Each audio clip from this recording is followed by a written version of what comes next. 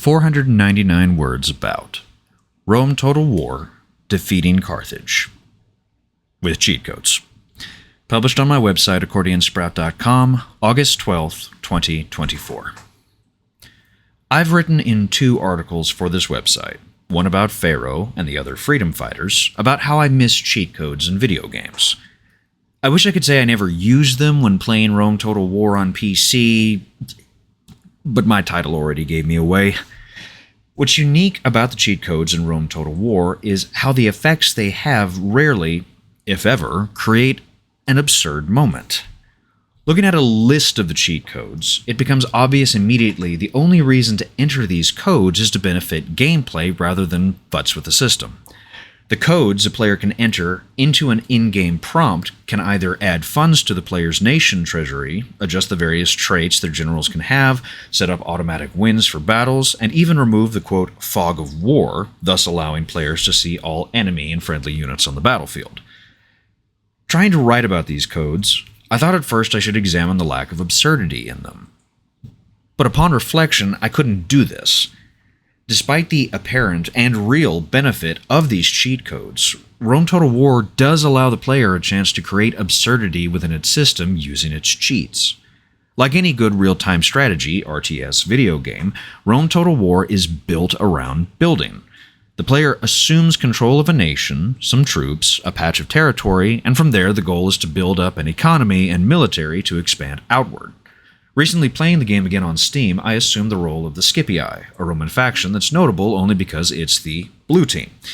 This path puts me immediately in line to fight and defeat the nation of Carthage. And, spoiler alert, I did.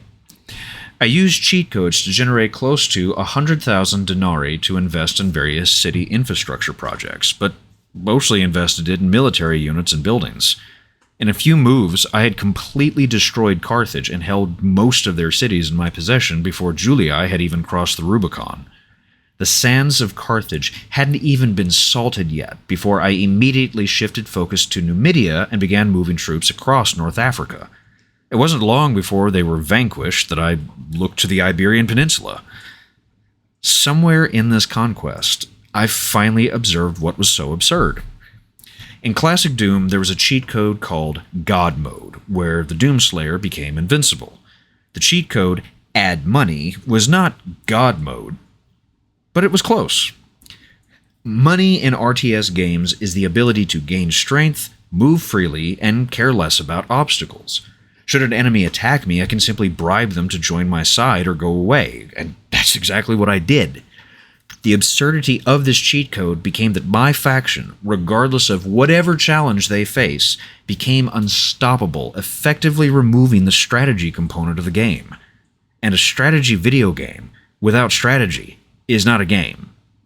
It's just absurd. Joshua Jammer Smith, August 12th, 2024. Howdy, I'm Jammer. So, wow. Okay, it's been a while since I posted anything. Yeah, sorry about that. And, of course, as always, before I forget, thank you so much for listening. I tremendously appreciate it. I haven't said that in a while. Yeah, when I'm recording this, it is May 4th of 2025. The last time a video was posted on my channel was January. That's because I began working on a big writing project. I'm not ready to talk about it just yet because it's kind of in a state of transition and I'm trying to figure out what's going to happen with it, assuming anything happens with it. If it goes the way I hope it does, I'll make an announcement. If it doesn't, this will just be a mystery that will remain unsolved indefinitely. But that's what I've got for you in terms of where have I been. It's not that I've not been working, it's just that my creative energies have been kind of focused elsewhere. But that project is done, and now I've been kind of catching the bug to do these recordings again and try to do some more writings about video games. So please keep your eye on the channel. I'm hoping I can actually follow through on my promise and keep working again. So yeah, that's the where have I been and why have I not been posting stuff. But, you know, life. What is that? Anyway, I'd also like to give a big shout out to the people who support me on Patreon. I really appreciate it. I apologize that I haven't really posted much there too. It's not that I don't care about folks, but again, like I always say, it's in the description section below. It's literally a $1 a tier month, and after Patreon takes its cut. It's really 50 cents per person. So I don't get a lot from like my $1 tier, but that's because I treat this a lot like playing guitar on the sidewalk. If you like the sounds, if you like the writing, the art, everything else, throw me a buck. I'd appreciate it. All right. So that's the boring stuff out of the way. Let's talk about Rome Total War. I cannot tell you how many hours of my life have been spent playing real-time strategy games and not employing anything in the way of real-time strategy. Like, I have played hours of Stronghold and Stronghold Crusader, mostly the last one if I'm being honest. I have played hundreds of hours of Rome Total War. I played Rise of Nations. I never played Civilization. I don't know why. I don't think I ever had the right hardware for it, and it's also just like, it never had the same dynamic of being able to just control a big group of units and have them move about the place. Because that's honestly what I did. There's this option in Rome Total War where you can just do random battles. You pick a faction and then you select the troops you want. You can give them all sorts of armor and experience, what have you, and then throw them against PCs. And sometimes it was just fun doing that. Like, that was really how I played the game. When I tried to actually play the game, like the whole essay notes, I typically relied on cheat codes. Now, I make a note in the essay looking at a list of the cheat codes. There's a hyperlink in that little section there. You can go to the website where the cheat codes are still posted. And fun fact, if you're playing Rome Total War, whether it be on PC or even on the iPad app, the cheat codes still work. So you can still enter the cheat code, add money into the game. And like I note, Rome Total War is a real-time strategy game. The point of the game is to try to challenge the player intellectually to determine how best to use their resources, their time, their choices, what have you, because you only have a set amount of time before the enemy NPC players, depending on your difficulty levels, are going to attack you or challenge you. Like any good military-based strategy game, every decision you make is going to have some kind of impact on the rest of the game.